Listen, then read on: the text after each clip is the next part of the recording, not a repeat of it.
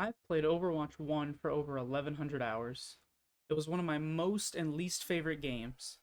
Over the years, I just couldn't drag myself to log onto it anymore, and gradually traded the time I would spend both suffering and rejoicing in Overwatch matches for other games. I think part of my enjoyment with Overwatch 1 fading was a refusal to change and adapt to new ways of doing things.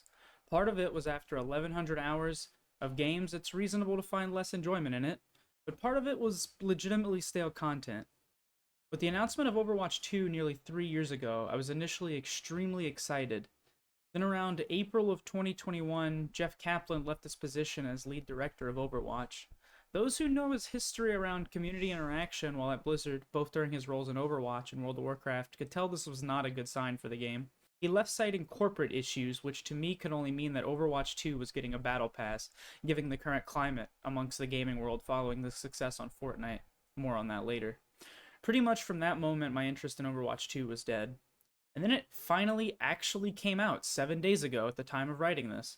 And as unfortunate as it is, my love for this game has been completely revitalized. The game feels new and refreshing and exciting and full of potential all at once again.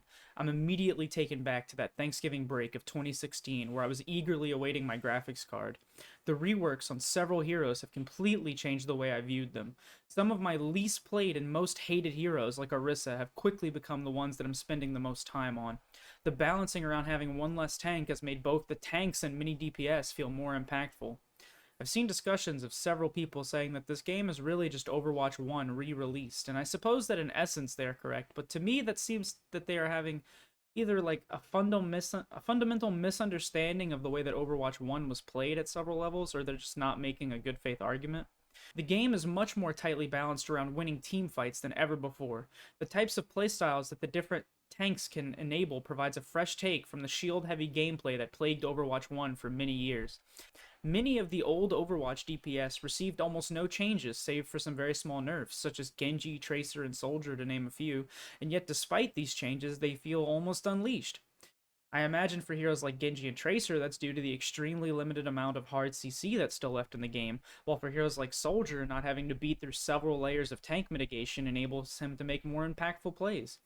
I also think it's worth praising the new UI that Overwatch 2 is sporting. It's cleaner and more modern. In a hectic game like Overwatch, the clearer to understand the UI is, the more quickly decisions can be made. I particularly want to draw both focus and praise to the tab page. It's clearer and less obtrusive. Gone are the days of players bickering over who was the worst based on who has the most golds. Alim's assists and deaths are still present in the tab page, but they are a darker shade and almost appear inlaid between the name of the hero and what are now the most interesting stats. I find that this new UI design draws your attention to the damage dealt, healing done, and damage mitigated, all of which better serve to indicate player performance than something like Alim's. Despite all this praise and positives that I see in the game, there are some glaring and fairly gross issues worth discussing around the way the game is monetized. While Overwatch 2 is free to play even if you never own Overwatch 1, Blizzard has ensured that the money will flow. They have indeed introduced a battle pass system like most games released in the last 3 years, as well as a challenge system. They have daily challenges which grant only battle pass XP, weekly challenges, which allow you to earn up to 60 Overwatch coins per week, as well as seasonal, lifetime, competitive, and hero challenges. Competitive challenges can earn you comp points towards golden guns as well as titles. Lifetime challenges can earn you Battle Pass XP, icons, and titles. While the hero challenges page is currently empty for me, but it's a way for people who never owned Overwatch 1 to unlock new heroes and will be used going forward to unlock new heroes for people who do not purchase the Battle Pass. As it currently stands, if you are only able to earn 60 Overwatch coins per week, buying a skin that was released in Overwatch 1 and cannot be bought with the legacy currency would take something around 28 to 33 weeks, which is really disgusting. There are no coins available on the current Battle Pass, meaning that it's not an infinite Battle Pass like Fortnite.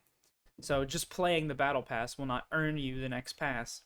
Legendary skins are currently priced around $20 for a single skin, which is extremely expensive to most people, as well as the introduction of a very cool Mythic skin as the final reward of the Battle Pass.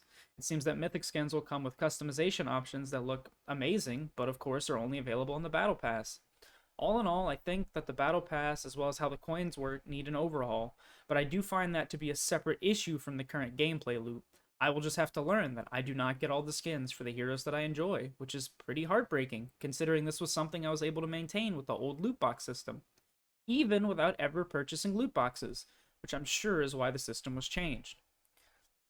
There have been several launch issues with people having characters locked even if they bought Overwatch 1, as well as console players not being able to log in, and account migration issues, and issues with requiring a phone number to access your account, and issues due to Blizzard being DDoSed, which pretty much happens almost anytime they launch anything.